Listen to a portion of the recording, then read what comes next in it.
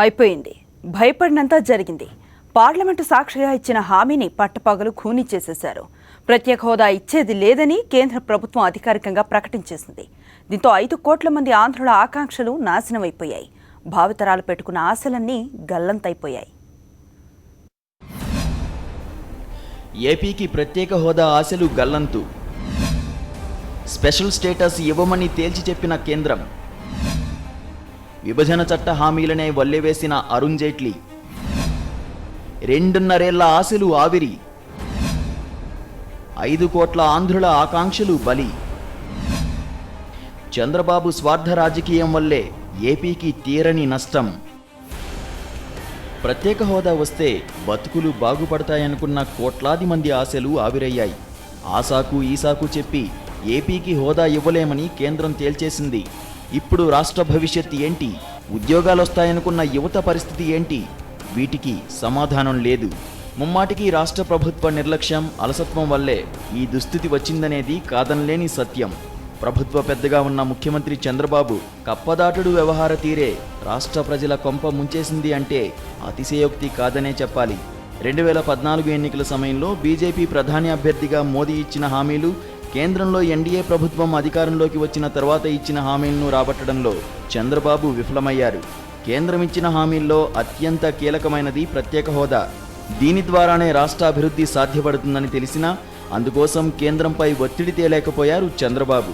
హస్తిన వెళ్లిన ప్రతిసారి ప్రధాని మోదీకి, ఇతర కేంద్ర మంత్రులకు తిరుపతి ప్రసాదాన్ని చేతిలో పెట్టి షేక్ హ్యాండ్ ఇచ్చారే కానీ రాష్ట్ర ప్రయోజనాల ఆవశ్యకతను మాత్రం వివరించలేకపోయారనే విమర్శలు ఉన్నాయి. ఇందుకు బలమైన కారణాలు కూడా లేకపోలేదు. వాటిల్లో ఒకటి ఓటుకు నోటు కేసులో అడ్డంగా దొరికిపోవడం. ఎమ్మెల్యేలను కొంటూ రెడ్ హ్యాండెడ్గా పట్టుబడిన బాబు కేంద్రంపై గట్టిగా ఒత్తిడి తేలేకపోయారనే ఆరోపణలు బలంగా ఉన్నాయి.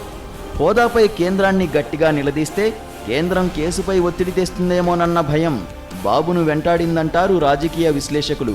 కేసు నుంచి బయటపడేందుకే చంద్రబాబు రాష్ట్ర ప్రయోజనాలను తాకట్టు పెట్టారని విపక్షాలు ఆరోపిస్తుంటాయి. ఈ క్రమంలోనే హోదాపై బాబు స్వరం మారింది. ప్రత్యేక హోదా ఏమైనా సంజీవినా?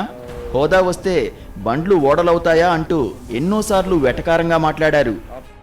మనకు ఒక స్పెషల్ స్టేటస్ ఇవ్వాలి. 5 సంవత్సరాలు ఇచ్చారు. నేను నరేంద్ర మోడీ గారిని కోరుతున్నా, 15 సంవత్సరాలు ఇవ్వండి.